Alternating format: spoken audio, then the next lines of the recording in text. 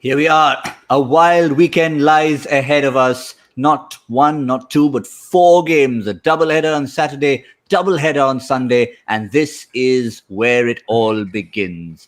It's the metro cities taking on each other in the first of the games. Delhi versus Mumbai. This is the first item on the menu. Let's just confirm what it is that lies ahead as we welcome you to Cricbuzz Live in association with our fantasy partner, My 11th Circle.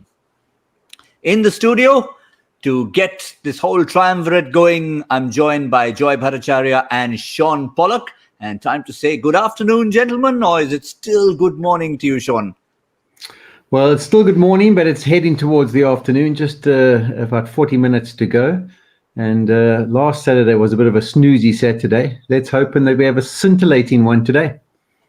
I was going to ask you about that because we heard a lot about snoozy Saturday. What was the reference all about?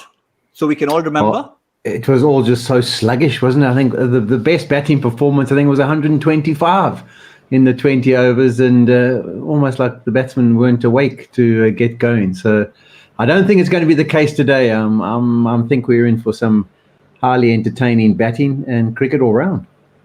Yeah, Joy, we've talked about a build-up to this game, Mumbai versus Delhi. Just the way teams are positioned right now and what's happening with the points table means it's just spicy cricket lies ahead. Very spicy cricket lies ahead, and Mumbai would be delighted that what has happened yesterday. I believe, at least a couple of people told me that bombs were being celebrated, celebration bombs or fireworks were going off in Mumbai when Kolkata lost, because this is what has happened. Effectively, Mumbai now again have their fate in their own hands.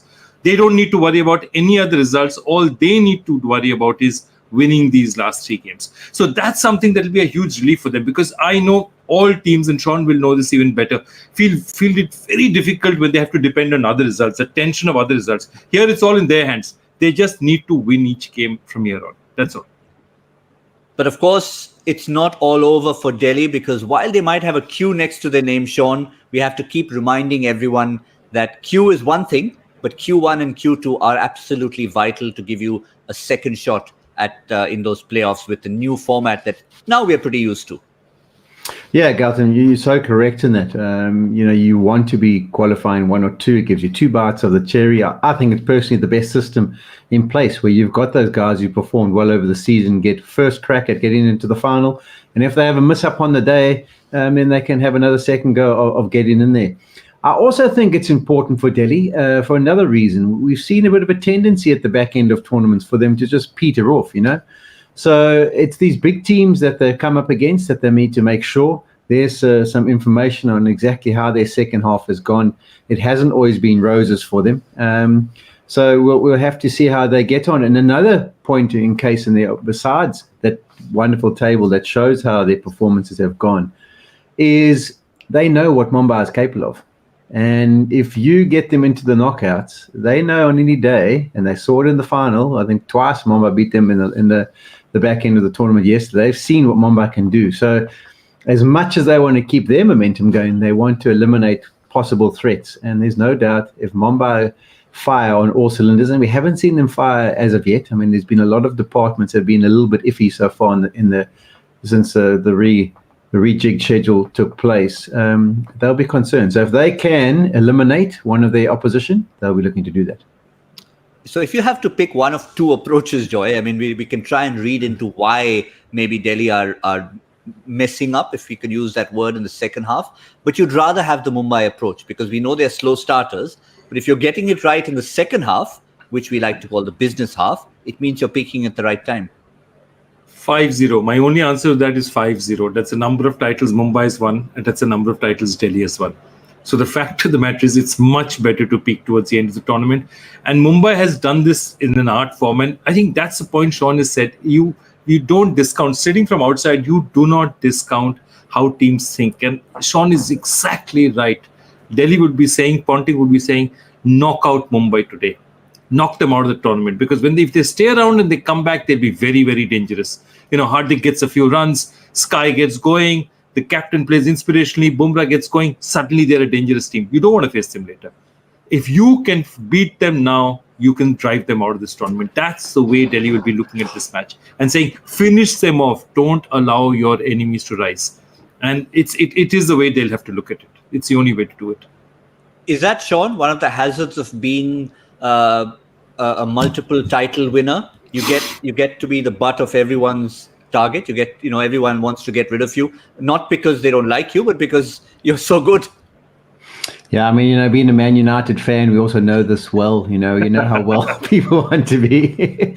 But the key is, as Joy mentions about the 5 titles, is the players there learn the art of how to do it, and sometimes it's got nothing to do with the game plan. It's got nothing to do with your skills. It's got nothing to do with the individuals. It's actually just got to do with the mindset. And once you've done something, I mean, Roger Bannister, sub 4-minute mile, they said it was impossible, your body would explode. He gets over the line once, and then what happens? There's about, in the next 3 months, I think there was like 20 people who ran under 4 minutes. So it is a mindset, and those players in the Mumbai unit know how to get the job done. And if they get a sniff, all of a sudden they're back in it, and it'd be very worrisome for the rest of the sides. Yeah, I think that's a great example of how from a different sport you can just talk about mindsets and the franchise and the thinking process behind it. And let's possibly look, before we get to the toss, Joy, we've been trying to speculate at possible changes. We mentioned the 2 Yadavs. Could we get them in? What are the big ones? Because Prithvi Shaw, what we're hearing, is still not 100%. They'd like him in as soon as he is.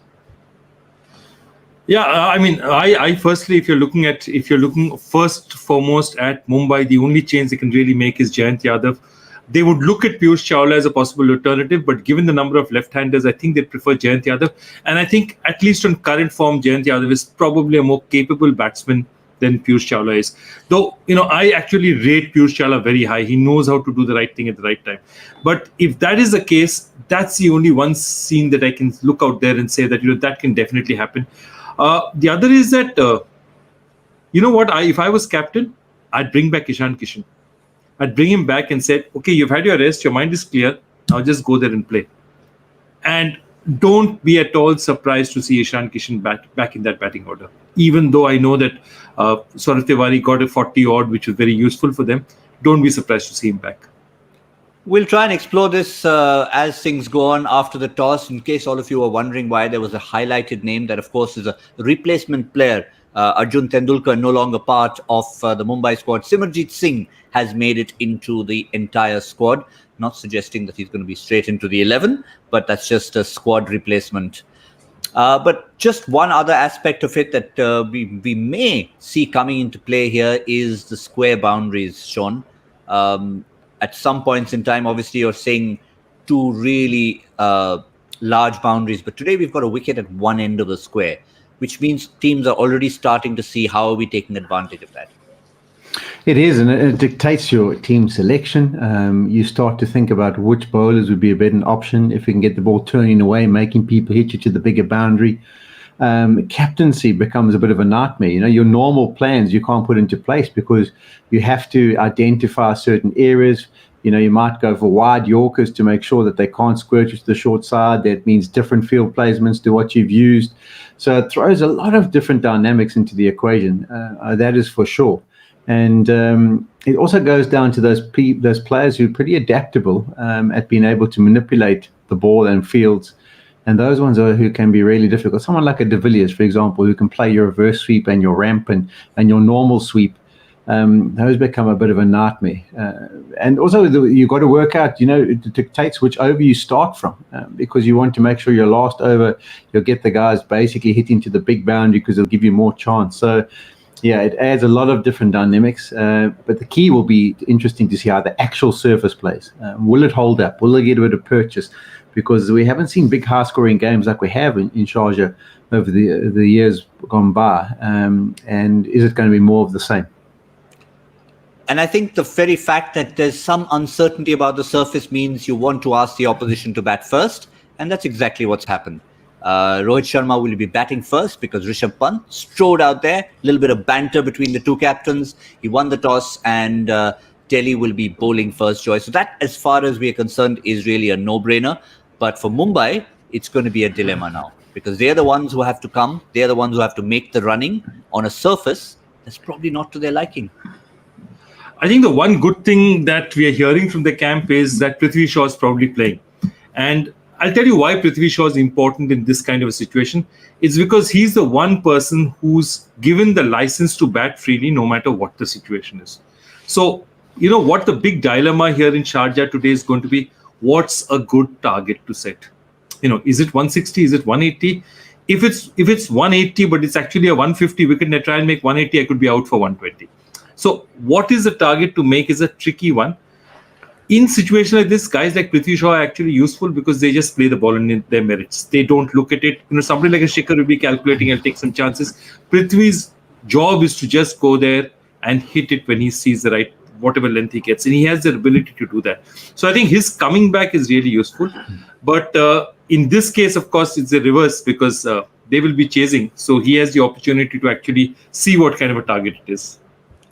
Yeah, it certainly will be. We will, of course, update you with the teams. Just informally, we can tell you, or maybe formally, we can tell you that the change that Delhi have made, because Prithvi Shaw is no longer 80%, but much more than that, and he comes in for Lalit Yadav. So both our hope of getting two Yadavs in the same match has gone out the window. But Shaun, this is what you really want. At least Delhi would want this lineup. They'd want that aggression of Prithvi Shaw to come up there, which they were missing last time around with Steve Smith opening. Yeah, it's an interesting one because it makes you really bank on your 5 bowlers as well. You know, they had that extra option of the 6 maybe making a contribution. But as Joy was mentioning, I think the key in Sharjah, the surfaces we've seen, is actually those first 6 overs. You know, if the ball's hard, the ball's coming on, even when the spinners bowl, you know, it's easier to whack them compared to once that ball gets soft, starts to stick in the surface. And that's often at the Sharjah that we've seen so far in the last few games, that's often where the game's won or lost. So he is one of those guys, if he gets going. I mean, who can ever forget it, the one game in the season, what was it, 6 falls in a row? He basically set the tone and won the match in the first or second over of the match. So he has got that capability. I think the decision also to go with Steve Smith is probably because Delhi are thinking it's not going to be a high-scoring encounter, and it actually mightn't be one of those matches where you need someone in their top 3 or 4 to take on the responsibility of just knocking it around, getting you 35 or 42 balls, you know, and taking that experience that you have at the international level about dealing with the pressure, not getting too scared that you aren't going at a rapid rate of knots. So that might be why they decided to keep him in the mix there at 3. Now, the other big news, and this is a subject, Joy, we've been talking about over the last few days. Let's quickly remind you that for that T20 World Cup, India have announced their squad, as have everybody else. But till the 10th of October, you can still make any changes you need to make. And one of the worries, of course, for Team India has been some of the players already named in the squad haven't quite kind of shown the form you'd want going into a big World Cup.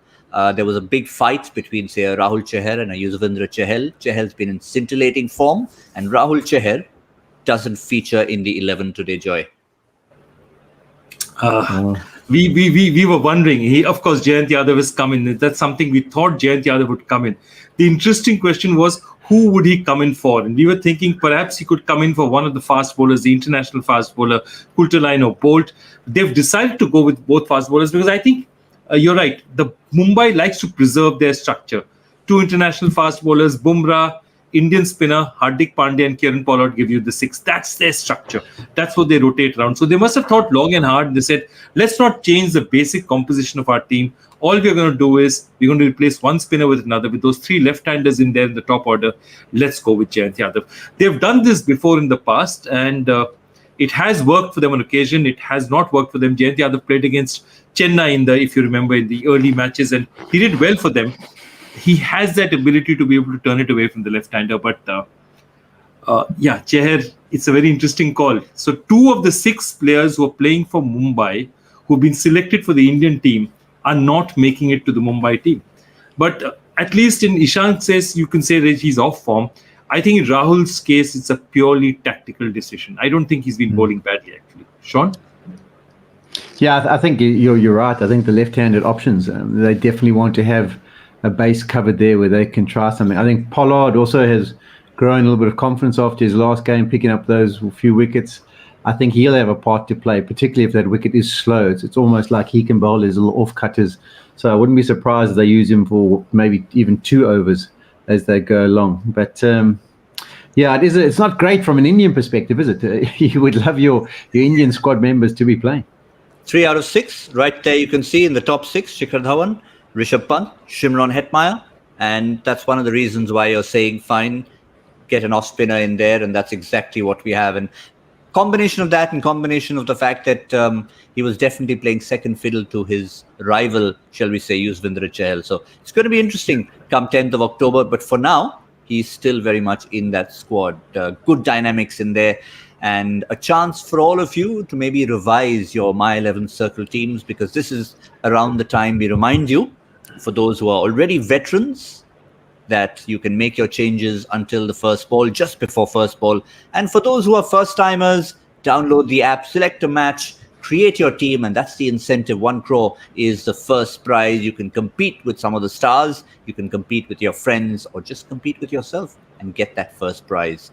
What it does mean is that the teams have come in, we've got the 11 set, and we've given our 3 My 11 Circle Smart Picks. We are ready with them, and we've got our experts ready to talk you through them.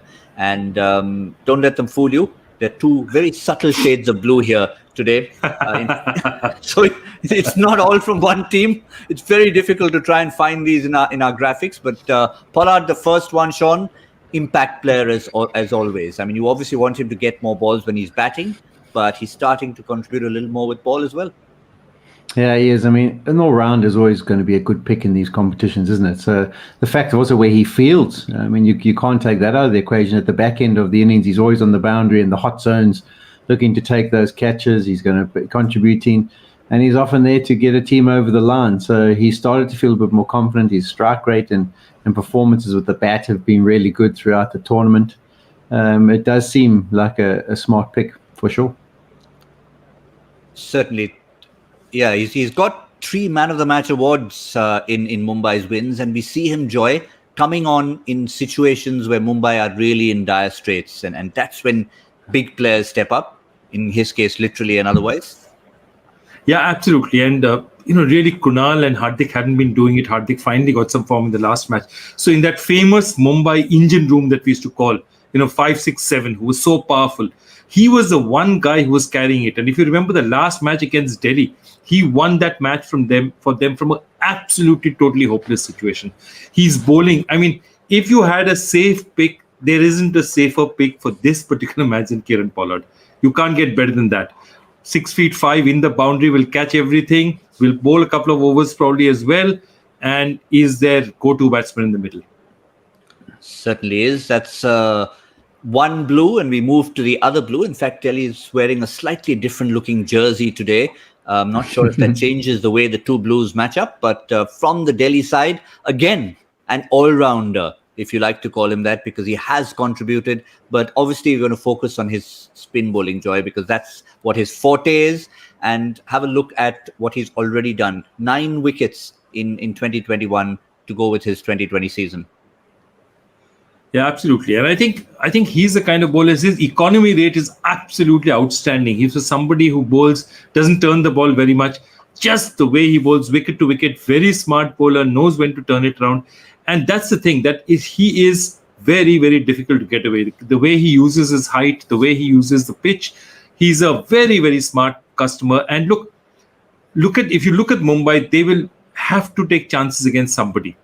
So, they've been bogged down in that 7th to 15th over. So Ashwin and Akshar, they're going to take their chances against, which means that they're probably going to get wickets as well. So they're an excellent, as far as I'm concerned, they're a very, very good pick. They certainly have. And our final one, Shaun, and you can take us through this one, pick number 3. And this is Shikhar Dhawan, someone who's contributing with the bat. And again, the interesting one is, doesn't feature in the Indian team. Yeah, and he's been fantastic this season again, hasn't he? That left-handed option, and also with all the wealth of experience he's got, he knows how to deal with different surfaces. So I think he would be the one in that Delhi batting lineup that would adjust best to the different conditions, of all the different pitches he's played on over his time. And with the point to prove, every time he goes out there, he feels like he's got a point to prove. So there'll be no resting on his laurels. So that's why I think he is definitely a smart pick. Just as how is he going to deal with the swing of Bolt? If he manages to get the ball to shape, I think that'll be his only real threat. But yeah, it should be a nice battle at the top of the order. There certainly should be, but I know we're going to keep coming back to this, Joy, and we don't want to harp on it in terms of the form, because as Indians, you want all the Indian players to be in form. But if we have to pick a key member of the Mumbai side, for Mumbai, for India, you'd want to see him in form. It's a guy who scored runs for fun in a previous season, and I'm talking Suryakumar Yadav. And that fun seems to have gone out. I'm not sure what it is. Is there anything you've spotted different that he's not scoring runs, like just turning on a tap? Look, I mean, I remember 2014 again, and I have to go back, and I know Shaun's going to give me that eye roll again.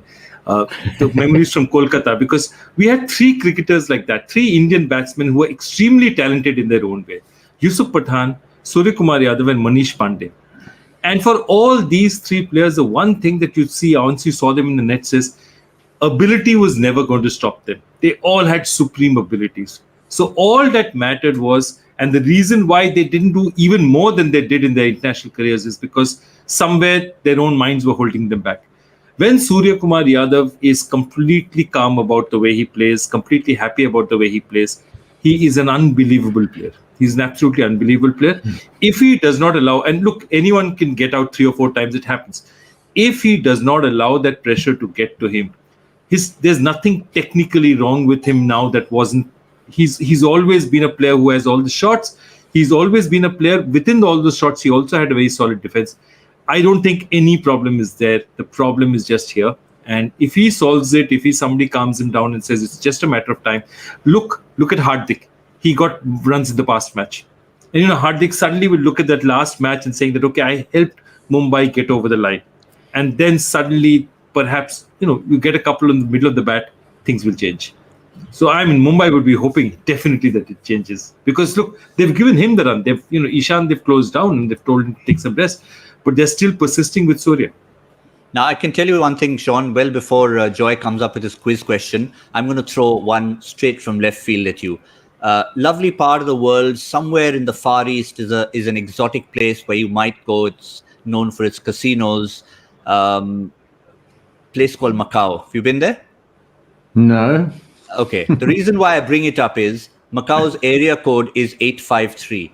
And if Suryakumar Yadav were to dial his last 4 match inning scores, it's 0853, and he could get to Macau very quickly. So,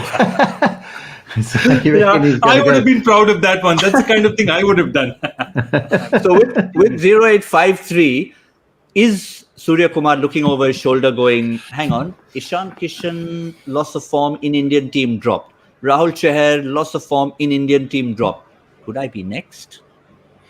Yeah, I don't know. You tend to, just from the outside, you tend to get a feeling for the respect and maybe the thoughts on their abilities in someone like a Rohit Sharma. I would think if he had to have said who of those guys did you like, I think Suryakumar Yadav would have been the one who he'd always back. I think he's seen a lot of good things from him. So I think he would always be the one who would get more of a run just to get himself back into the mix. I think it's vitally important that he does get going again. I think if you look at the success of Mumbai, they've got the 2 guys at the top of the order in the last tournament. If they didn't get going, Suryakumar came in, stepped up and did the job. If there was some impetus missing, maybe Ishan Kishan used to add that. But one of those 4 at the top used to add a foundation, and then you had the hitting power of the guys coming later. So it was like the perfect blueprint. They do need him to come good. As Joy said, I think it is a mental thing. I think technically there's nothing that's changed for him.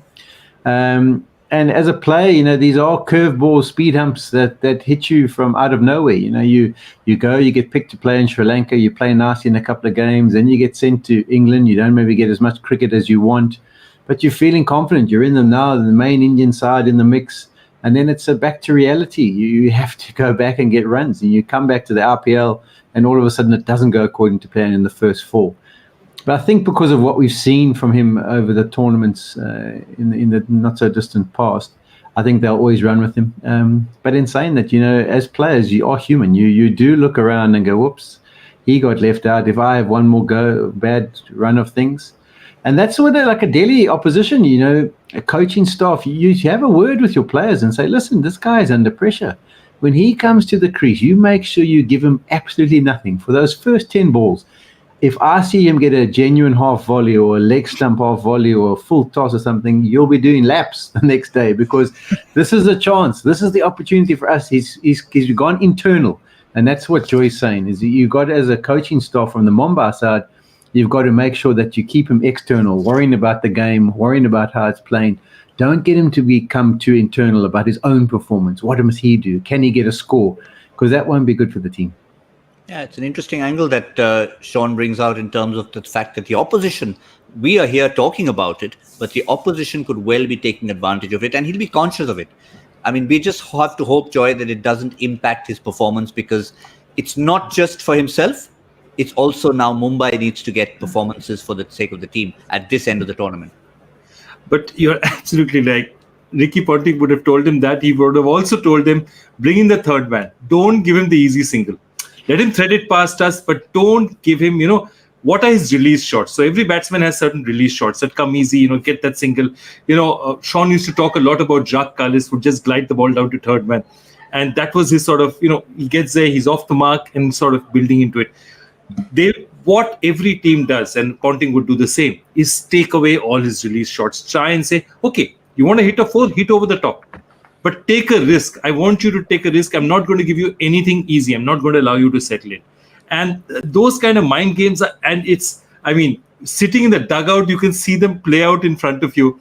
And, when things like that happen, 2 balls go, 3 balls go, and he can't get off the mark, you can see the whole dugout stiffen, because, something has to give now. Either he'll get it over the top, or, he's going to lose his wicket.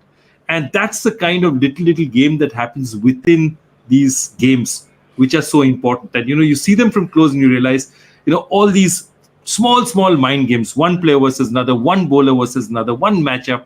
That's the fun of the IPL. Yeah, just a small point to add to that is, as a player, when you're out there, you don't want any of that second guessing. So there can be a case in point, you have 2 or 3 dot balls and SURYAKUMAR says to himself, should I hit this over the top? And as soon as he goes down the line of, but if I get out and have another low score, and then there's going to be question asks, all of a sudden there's doubt in his mind. And if you think of someone like a Shikhar Dhawan's not thinking, should I hit this over the top? And if I get out, someone's going to be asking questions, because he's got the runs to back him up. So there's the small details, which you can never tell as a commentator, never tell as anyone watching, as a supporter, that goes on in those little battles in the mind. And they do play. Players are fully aware of them. And it's sometimes when you just get through that little moment that your confidence comes back.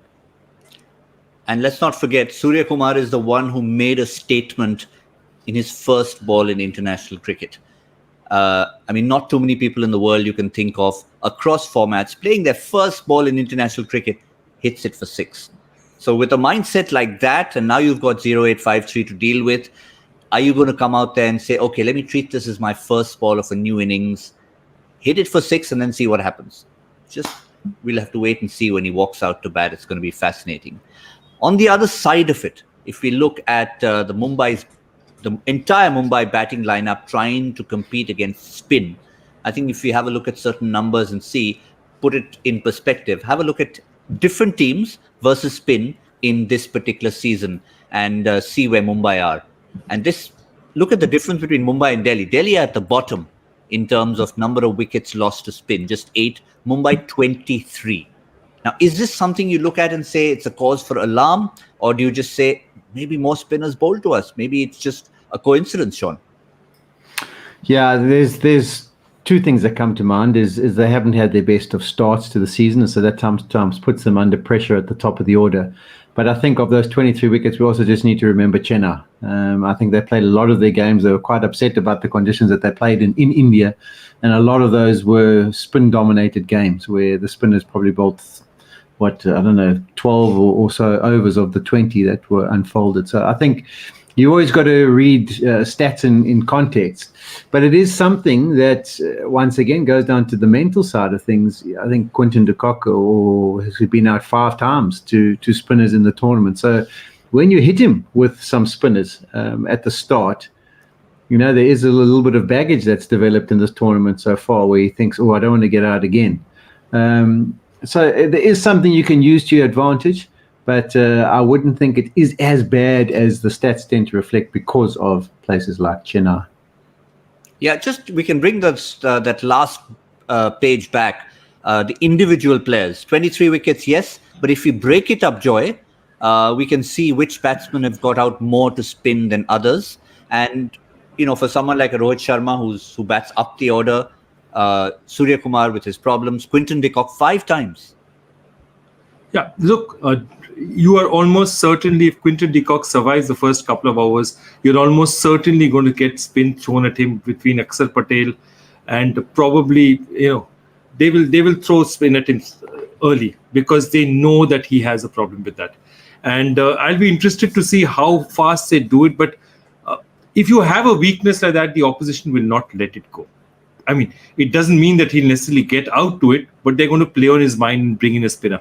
And they used to do it all the time. Mumbai used to do it. When we used to play against them, whenever Brendan came in, they just put in a spinner because they knew it's not that Brendan would necessarily get out, but Brendan would start doubting himself. So all you need is a player to doubt himself. You can't necessarily guarantee he'll get out, but you don't want to put it in his head that, this is not what I'm comfortable with. So it's all, again, it's a mind game that they're going to try and play. And this is, remember, a very, very crucial match. This is a needle match. This is not a mid-season crash. This is not an early season, check out each other. This is the business end of the tournament. Yeah, I know it's a phrase we keep using, Shaun, but it is actually true. Things are at stake here. Mumbai win, and they're already starting to say, yes, we're looking at that playoff spot being in our own hands. Delhi know they've got something to play for. That Q1, Q2 is vital. So at all stages, you're looking at these key matchups, and therefore the individuals will be looking at say the spinners in the opposition and saying, those numbers don't really matter to us. We can come and express ourselves. Yeah, you have to try and put this stuff behind you. It is going to head to that part of the tournament where I start going down the route of scenarios.com. What can pan out? If this team wins, that team wins. But this is normally when you go to your experience, to your big players. Because those are the ones, as I've said before, mindset-wise, they've been there, they've done it before. And they have to learn the art of how do we put all this noise in the system, like can we qualify, will we qualify, net run rate, all those things. They can just put it behind them and focus on the cricket ball and how it's been bowled, how they're batting, all those different things in the important games. And that's often just what experience is. People say, oh, well, you need the experience, individuals, at this time. And that's all it is. It's just that ability to put all that baggage to the side and focus on the job at hand. And that's what both these teams need to do. Mumbai with the added pressure of having to qualify, and Delhi with the luxury of, even if it doesn't go according to plan, they're still fine. And Mumbai also have the added pressure, Joy, of once again to remind everyone that they've lost the toss. They will be batting first. So they would probably, in an ideal scenario, not because of it being Sharjah, not because of the record of teams chasing, but just purely because of where they are, they would have liked to have known what's going on in the 20 overs. Yeah, they would have definitely fielded under the circumstances. There's no doubt about it at all. But the one thing I can say is that the key to this match, we put in Kieran Pollard out there. The key to this match is Rohit Sharma. And there are two reasons for it. One is that he has to go, and he's the one guy who plays spin well, has played well this season, has got runs for them, and therefore he's vital as a batsman. Even more vital, he's more vital because he's a calm guy and calming his team down. B is judging once he gets in there himself, whether he plays 5 balls or 50, what's a good total on that surface. He'll go there and say, guys, this is a 150, 160 surface. If we get around that, we are competitive. Or he'll say, this is a rocket, this is much better, it's a 180 surface. He has that experience to go there and, at least, and he's going to be the first guy out there for his team. So he will have a good idea of conditions. And therefore, Rohit for me is doubly vital to this team. If Rohit fires and if Rohit makes the right calls, it's vital for Mumbai that he does those two things well. Fair point. Shaun, key player for you for Mumbai to overall in the 40 overs? Yeah, I think also at the top of the order, Quinton. You have facing the two South Africans. He knows them pretty well, so he could be able to dictate terms. In saying that, I'm going to be very interested to see how Rabada and Nortje and Avish Khan go about their business today, because Nortje only bowled 1 or 2 overs in the last game because the ball coming on, the speed wasn't what you required from a Delhi perspective on that Sharjah surface. And even the 1 over of Rabada was probably where the game was won, by the opposition when they took him for 20 odd in that over because of the extra pace that he had. So it's going to be interesting to see how they go. And as I say, it gives a team a lot of confidence when you get off to a fast start. And when you're an international player who knows your Nortje and Rabada, if you knock away a few boundaries, all of a sudden the Mumbai Indians start to feel like they're on top of it.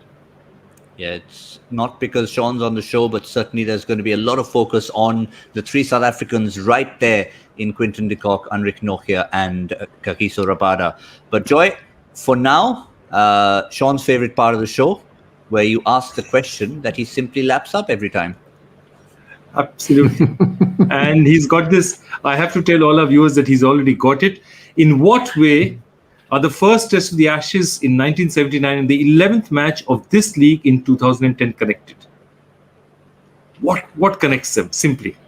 Fair enough. So all you need to do firstly is get to figure out what the 11th match of this year's tournament in 2010 was, and then look back at the Ashes, pull out a couple of individuals. I think that much we can tell you. Pull out a couple of individuals, and I can promise you, if nobody's got it by the mid-show, we'll tell you who the individuals are, and then you can try and figure it out. For now, I think it's fair enough to give you a hint that it's one individual from each match, and there was something unique which you need to pull out from that. Fair enough, Joy? We haven't given too much away. Look, these guys are so good. I apologize. I called them vultures last time because they were so good. This time I said, okay, they said that, don't call us vultures, which is true. You guys are just very good at what you do. So I don't think they needed the hints. I think in the next 2 minutes, you'll get at least 3 answers. Fair. Did somebody actually revert to you saying that we didn't appreciate being called vultures? Yeah, I think Tanmoy said that. I think he's a medical student, so he thought that vultures is possibly not the best analogy. Sorry, Tanmoy, it was... Yeah. Yeah, Joy meant it in the best possible way. He just meant of course he did. So good. If a quiz question is to a loaf of bread and a vulture swoops down on it, and I won't go to any more than that in terms of food, but let's not go to that anymore. We need to take our predictions. Hashtag Cricbuzz Live, get in your quiz question answers. But predictions is between the 3 of us. Shaun, I'll let you go first. It's Mumbai. Very crucial game. Lost the toss. They need to set a total and stay in this tournament. Yeah, I'm going... Oh, man, this is a tough one. I'm going to go 42. Oh, no, 42. They were going to second to the whole thing. Sorry. I'm going to go 142. Right. 142. I was wondering, that would be a total Delhi wouldn't mind chasing down. 142 in the 20 overs. Yeah, that's low, but it's probably the kind of totals that's been set in Sharjah, Joy.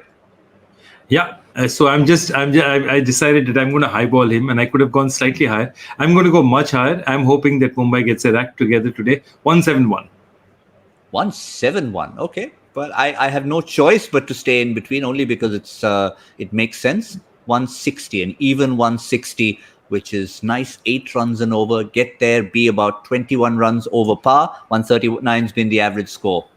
Cricbuzz Plus is where all of you need to head.